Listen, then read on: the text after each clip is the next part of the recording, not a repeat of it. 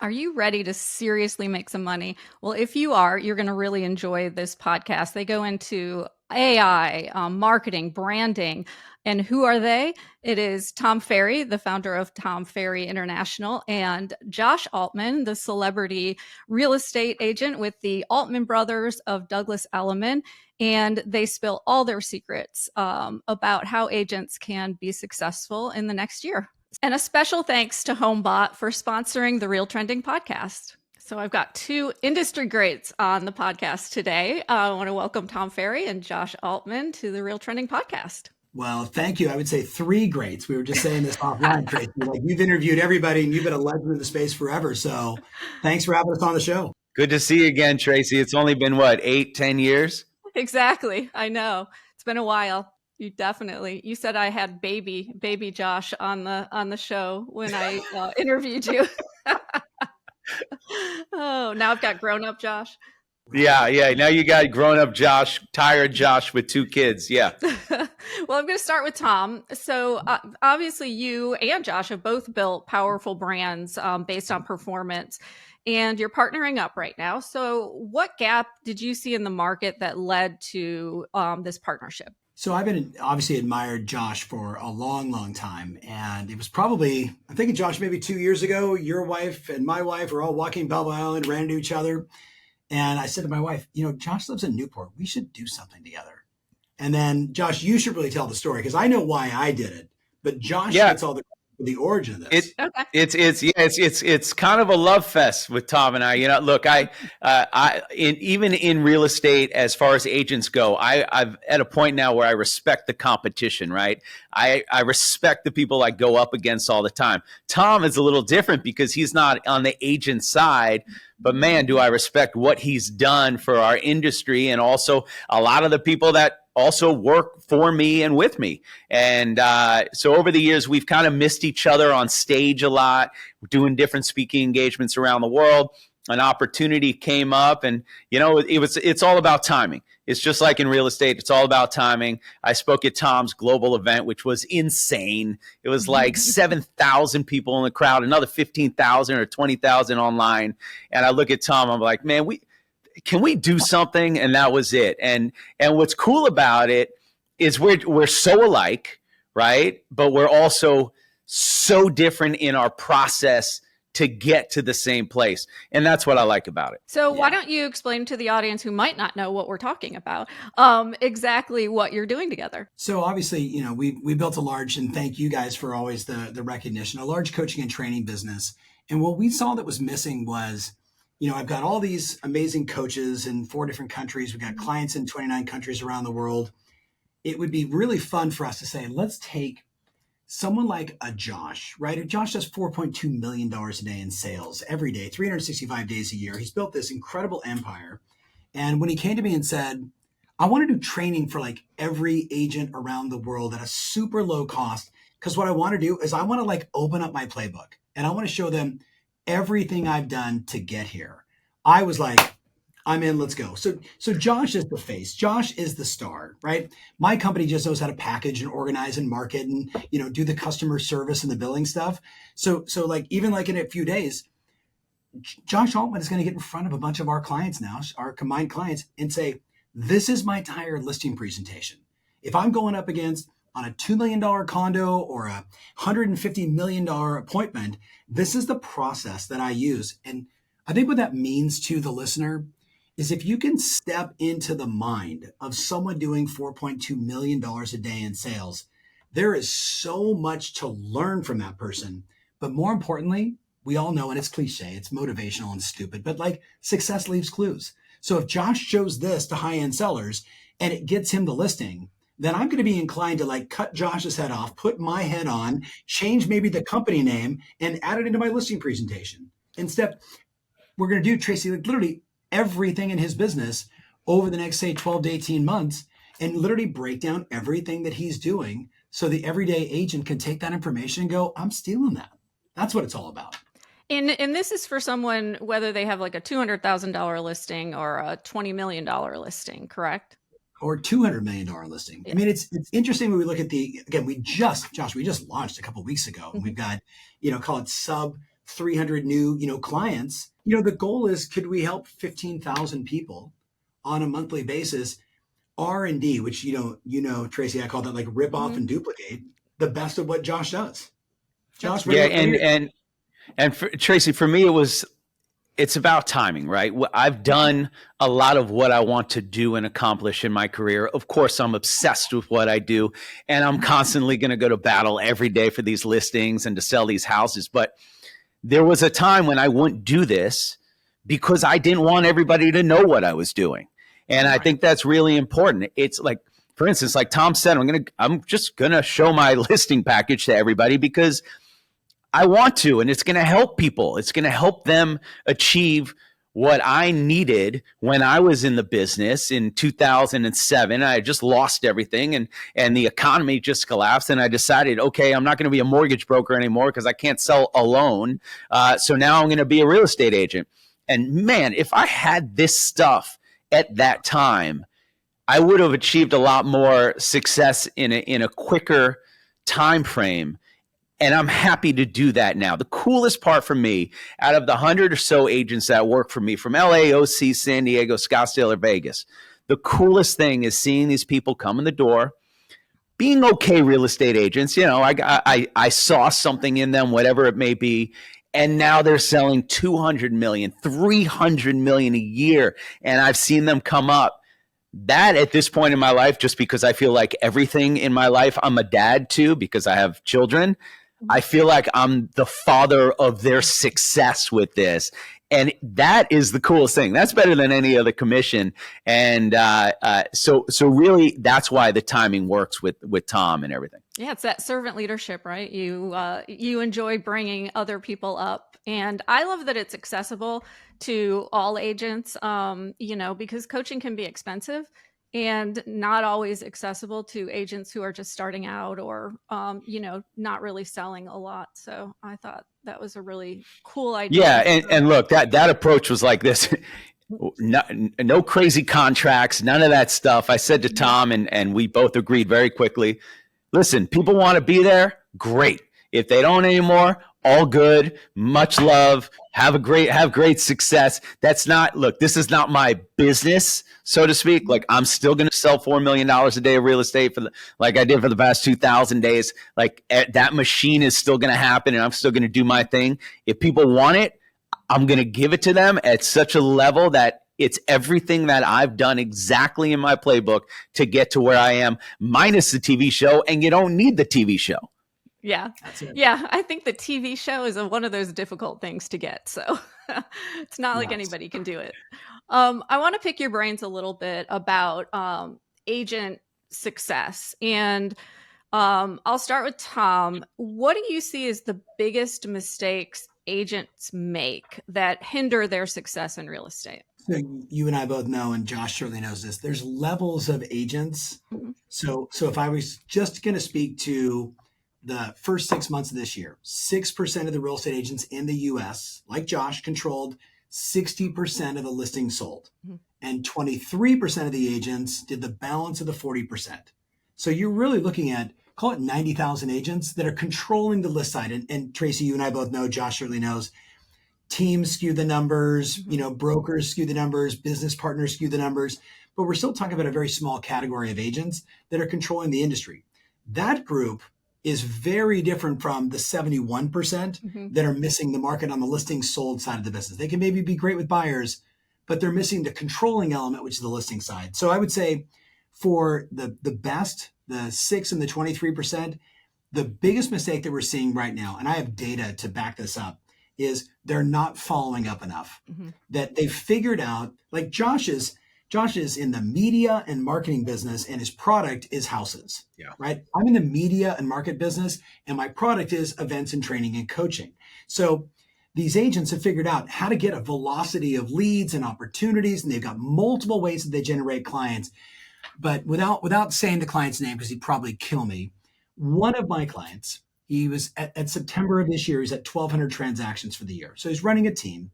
Whew. And we decided, Josh, you'll love this. Ready? Josh, actually, you'll have a love-hate relationship with this.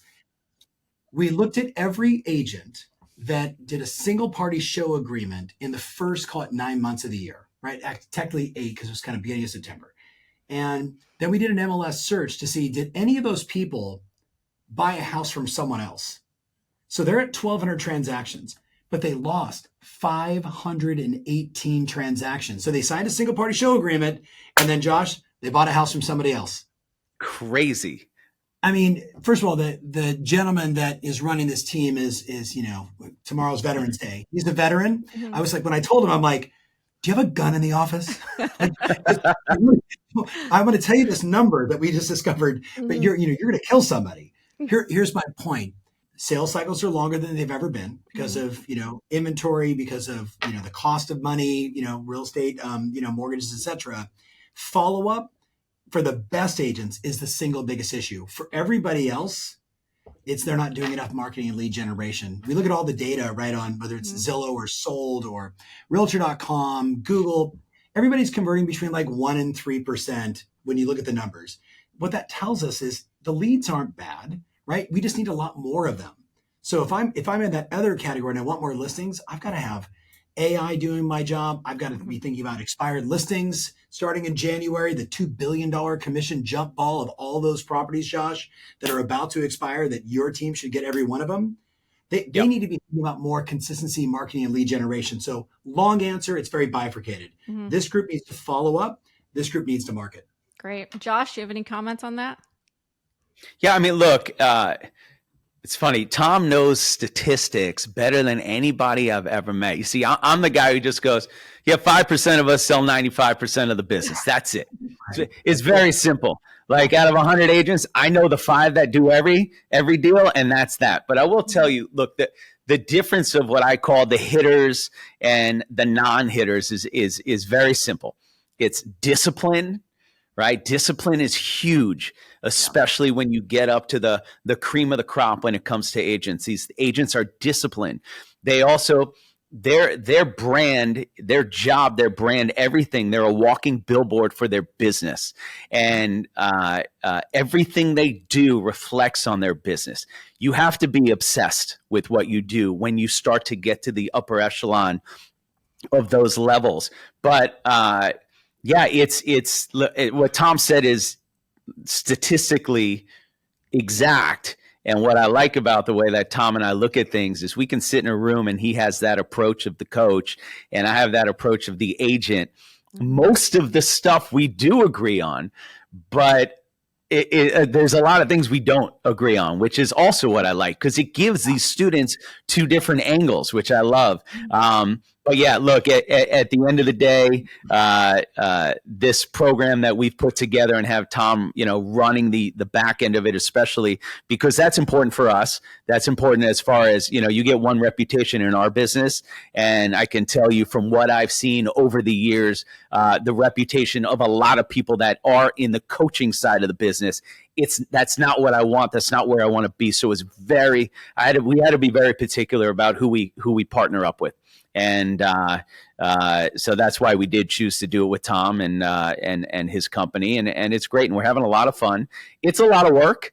I'm not going to lie. It's a lot of work, but we're enjoying doing it. And the feedback that we've gotten so far has been amazing. So when you say consistency and lead generation, what is the perfect mix of lead generation? Is it portals?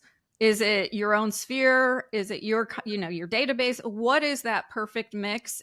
Or is there really no perfect mix? It's just what your mind goes to. I'll grab this one. Then I'll shoot it over to Tom. So every agent is different, right? Where I started pounding the pavements and pounding the phones. That's how I started this business. I didn't know anybody. People see me on $1 Million Listing. They go, oh, this guy must be connected. His parents must be in real estate, whatever it is. Didn't know any of that. And unfortunately, my parents were not in real estate. My dad was delivering babies. So I couldn't go into that business because I was not going to go to another 8 years of school. So for me, the way that I run my business and that I go out there, I'm a 24/7 guy and I love to be in people's faces, right? That's how I do my business. business. Everywhere I go, I'm doing deals because of the people that I'm meeting. Is going to be a lot different than a lot of Tom students, for instance, where it's going to be something where it's hitting the phones 100 times a day, hitting the doors 100 times a day, and it's doing reps all day long. And so it's a nice mix of that. Yeah, I would tell you, studying all of our clients. So not giving you like some anecdotal insight. I'll tell you, when we look at the top 6 lead generation systems, Josh is spot on, right? It's, my client in Toronto, Ontario is going to be different from my client in Miami, as an example. So everybody's going to be a little bit different. Yeah. But we start first with, hey, your database, your past clients, your centers of influence, and how many times you touch and connect with them, and the percentage you get from referrals, right? Direct transactions and referrals. And then it's going to be things like geographic farming and open houses, all the things that you would expect a really smart agent who's going to have a wide variety of lead sources they're going after. Then you're going to look at everything from like online advertising, which primarily is going to be their Google business page, as an example. Obviously, content creation is, we look at that completely different. That's more branding. And then candidly, if you look at things like expired listings or the silver tsunami, which are these enormous opportunities to serve a lot of clients, a lot of people are paying attention to those as well, Tracey. So what I tell people is, remember like I Love Lucy and the Chocolate Factory? Yes, I don't know I if you do. can you hear that? Like, I Love Lucy. Yeah, I mean, Josh, when you see this funny old television show, her and Ethel in the Chocolate Factory, around the conveyor belt, all these chocolates are coming down. And I'm like, those are leads, right? And when it's going slow, they got time to package them up and nurture them and, put them inside the box.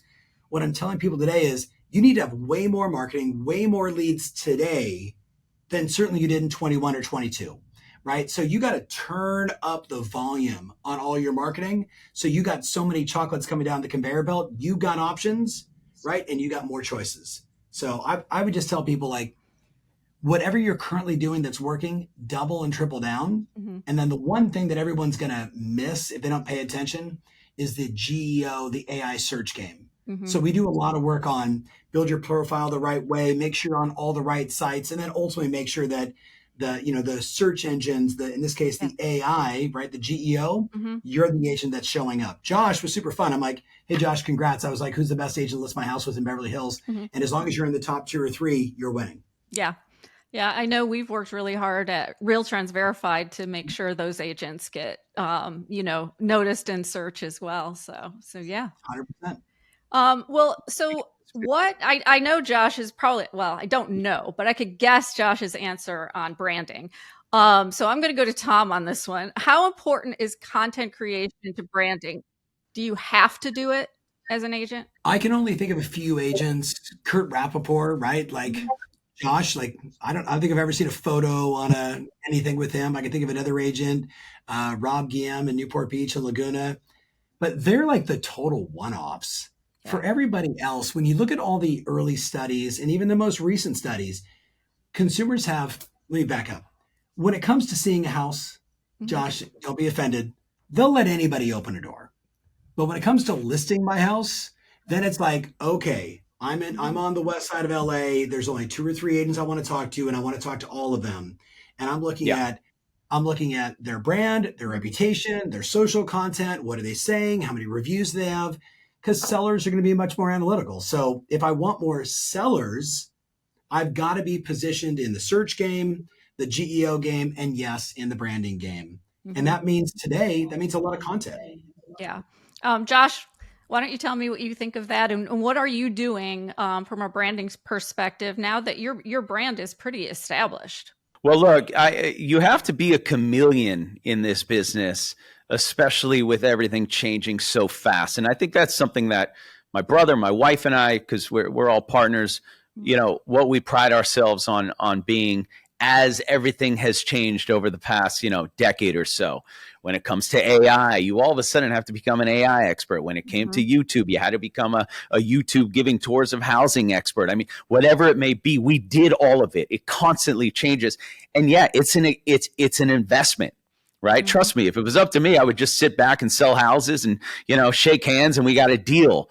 But if you're not doing all this stuff, you're not a true brand. And I can't tell you how much the brand has got us listings, billions of dollars of listings over the past decade because of the strength of the brand. People want to feel that they have a global agent.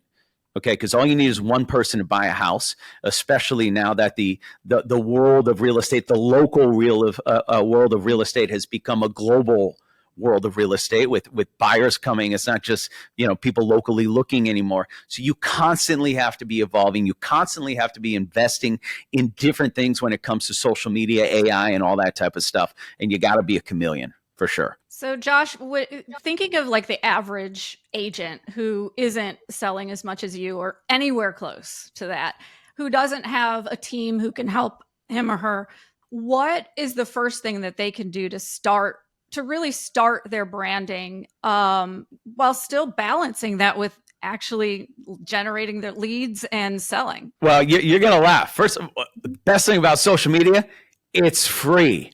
So if you can't put your brand out there on a platform that's free, then I don't know what else I can tell you. So, I used to say this to the agents. I would go on my agent's Instagram and every once in a while, and I'd be like, oh, hey, and I'm just making up a name. Hey, Mike, funny, I'm on your Instagram right now. Doesn't look like you're a realtor, and I'm pretty sure you work for the Altman Brothers. Why is that? And so everything you put out there, it's your business. It's your billboard. And so, great if somebody wants to put bathing suit pictures on their Instagram. But if I'm going to hire you for the biggest investment of my life, which is 99.9% of the people out there, we're talking about their home, right? They want someone who is fully immersed in the business. And if not, look, I get it. You want to do family pictures? Cool. You want to do real estate? Cool. But when you start to lose the real estate side of that, that's your branding is just getting lower and less valuable and lower. Then you're falling apart there. So you really have to be all in on every different platform and everything you do. You have to, look, I look at every deal, every escrow, like it's a startup, like I'm doing another startup business from the beginning to the end. I'm coming out with a listing. My goal is to sell that company, sell that listing. And so I'm doing, 180 startups a year. I'm failing at about, like Tom said, about 500 of them. 500 negotiations don't go through. So that's how I look at business, as an overall approach. And I think that's how everybody else has to. And it's free. So, of course, you can go and spend hundreds of thousands of dollars like I do as far as, branding and stuff. But that's because I've done it free and it's worked. And it's now given me the opportunity where I can go and spend more money than anybody doing it. Yeah. And Tom, you've coached agents who have gone on to become Josh Altman's. So what do you see as kind of their biggest sticking point or their transition that they have the hardest time with in making that leap? If we're talking about the branding side, it's unicorns and donkeys, right? So Josh, I don't know if I told you this, but I got on YouTube in like 2007. And prior to that, I was on MySpace. I was on Beluga. Then I found out I was the only person on Beluga. So I jumped off that one. I don't even know what Beluga is. I sat next to the guy in Laguna Beach and he's like, yeah, I'm the founder of Beluga. And I was like, oh, can I invest? He's like, sure. And I'm like, okay, I'll sign up for my profile. I'm like, it's me. I was the only one, but it was going to be the hot new social media site. My point is, and Josh said it, like, you got to be a chameleon. You got to be everywhere. I think the biggest mistake that people make is they think that every piece of content they put out has to be a unicorn. Mm-hmm. Like I look at my content, like, some are unicorns, but it's 1 out of 12 gets really good traction. And the other 11 just do okay. But you know what? When you do it for a year, or in my case, since 2007, right? So for, a decade plus, all of a sudden you wake up and people go, I see you everywhere. Mm-hmm. Or I'll go do a seminar someplace in the world and I'll be like, hey, how many of you guys have seen me speak before? And 2 hands out of 1,000 go up. And literally I just go, oh, I feel so rejected. Then I go, wait a minute. Who's seen me on LinkedIn, Facebook, Instagram, YouTube, TikTok? Every hand goes up. And I'm like, that's exactly why you have to do it. So the thing I would say to kind of double down on what Josh said is I would challenge every agent listening. You need to put out 2 pieces of content every day for the next 3 or 4 years. And you need to get over the sort of myth that every one of them's got to be good. Yeah. You got to show stuff with your hair off, your makeup's not right. The lighting isn't good, because it's the body of work that reveals your real brand. Yeah. And people will fall in love just as much with the mistakes and the errors and the flubs and the behind the scene goofiness, just as much as, and the family photos and the $1 million listing and the deal that fell apart and the lesson you learned. It's all of that. I will tell you, it's organic. The organic stuff, like I'll go spend a lot of money on a video, nothing. The organic stuff that costs me nothing. Yeah. Those are the ones that do the best. And Tom, listen, it's just like marketing yourself in a neighborhood. I left a neighborhood the other day and one guy rules that neighborhood. And you started thinking about how many times you think that agent sends out postcards, because I've done that before. And if you don't constantly hit them every single week with another postcard to the point where whenever they're thinking about selling their house over the next, 5-10 years, there's chance that that postcard is going to be in front of that person's face because they see it so much. I was at the gym this morning. Someone said, "Oh, I saw you on TikTok." I don't know what it was, but it's good because they're seeing it. And that means that minute when they're thinking of selling their house, so listen, two things every day, Tom, putting it out. I'll be the first person to say it. I'm busy. I'm in showings all day. I got things going on. I got to deal with my kids, this and that. 2 is a lot. But you have to remember, look, if you're going to commit, and this is your life, and you want the things that you're trying to achieve in life, you got to do it. It never stops, and you got to do it. Yeah, absolutely. So looking ahead, AI is obviously huge. So, Tom, I'll start with you. What skills are you recommending agents immediately, learn when it comes to AI? So I sit in a unique position in that I got early access to ChatGPT like in October before it came out in November. I'm an investor in both Perplexity and Grok. So I'm kind of into this stuff, have been kind of nerdy since like 2015.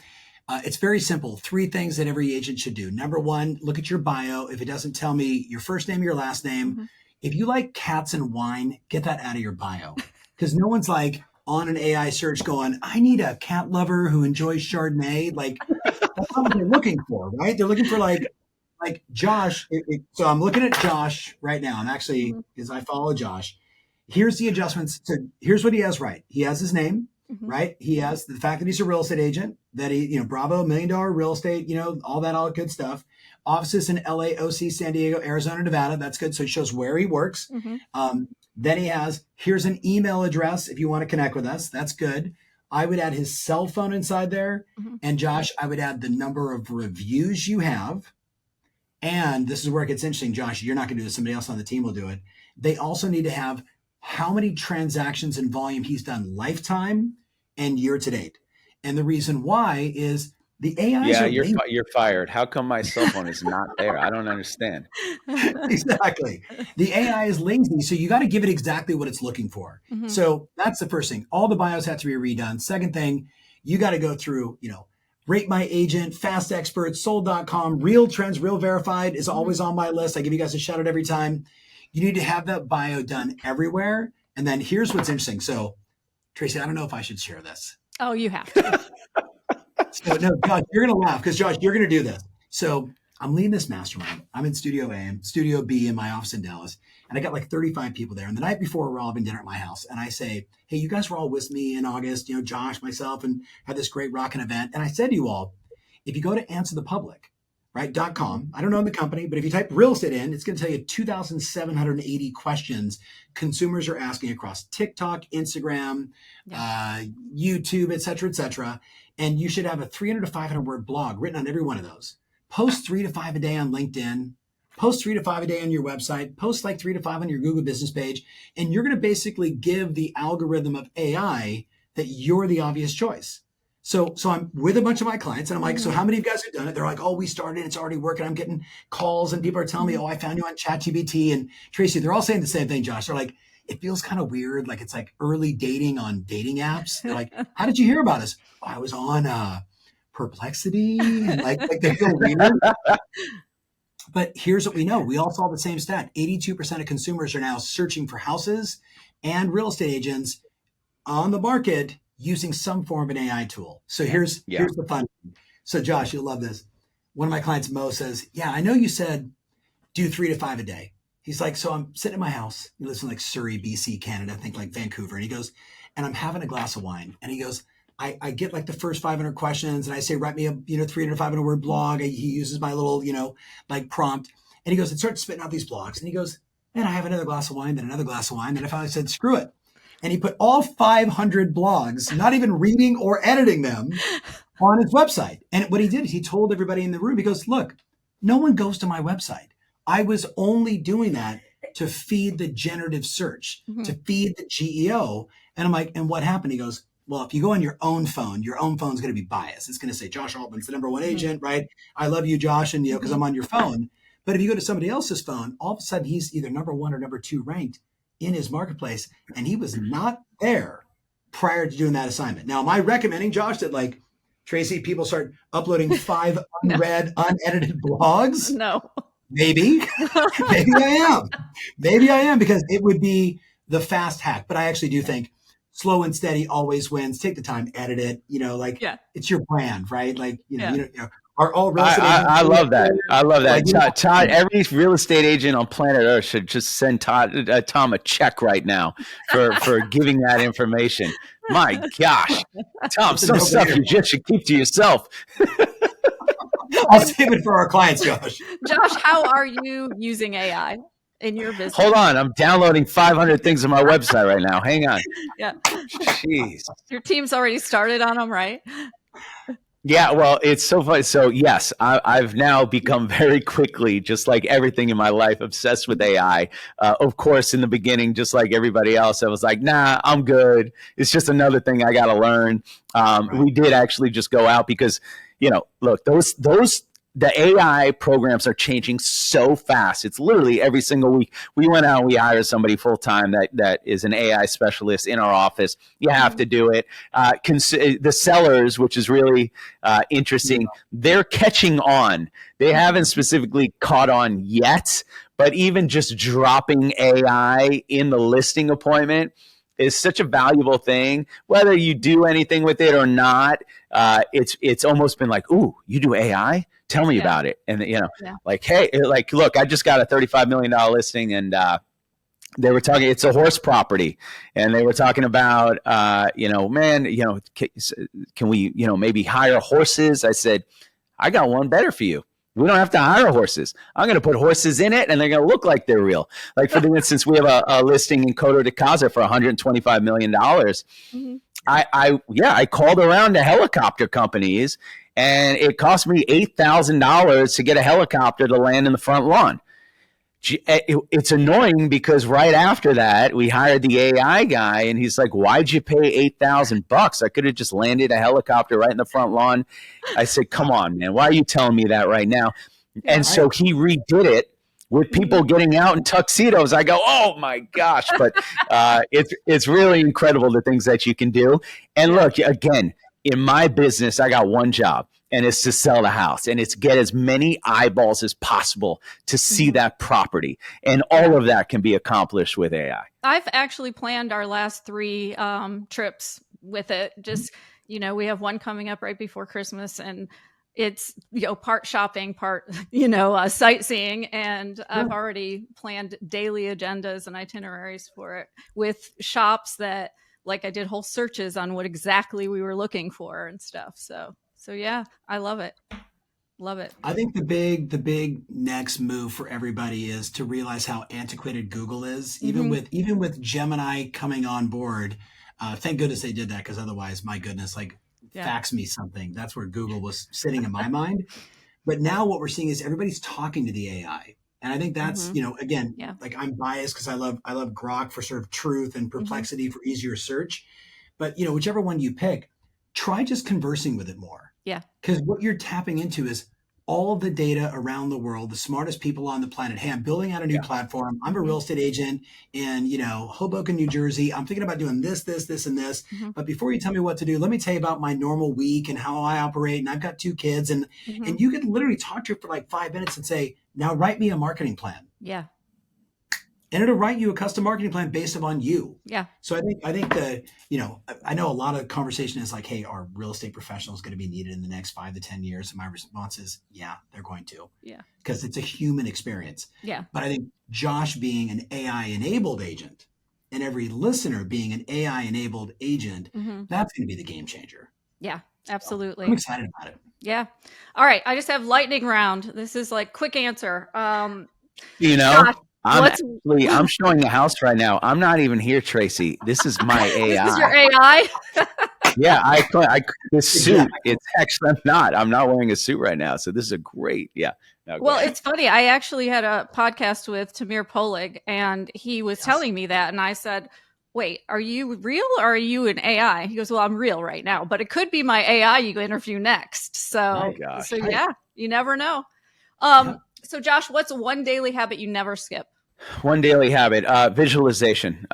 Before I even get out of bed, because it takes me a minute because I'm 46 and I can't just jump out of bed like I used to. I go through all my deals in my head, what I'm going to do, any of the big negotiations that I have coming up today. I get mentally prepared before I go and get physically prepared before I go, which is the gym. So I sit there and I go through the things and I talk it out in my mind. So when it actually happens, unfortunately, there's no room for error, especially in the price points that I'm dealing with.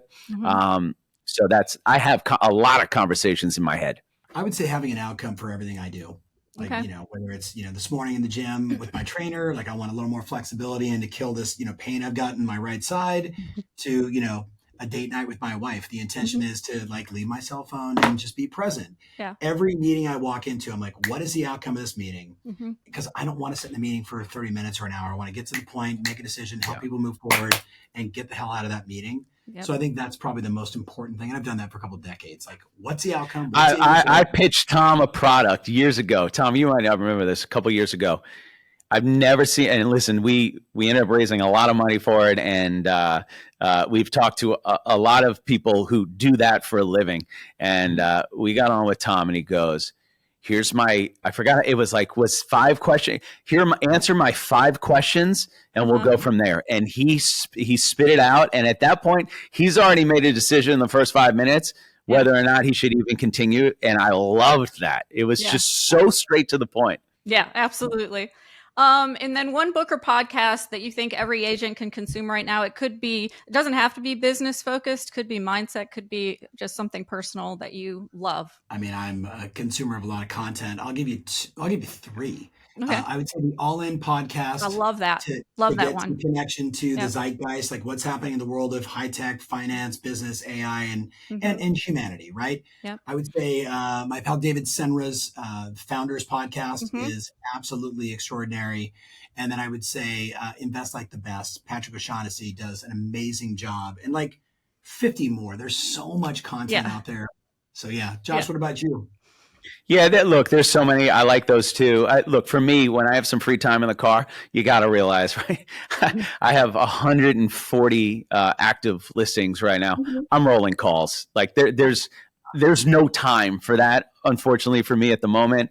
I'm pushing the second best year in our career right now. We're at about 1.4 billion.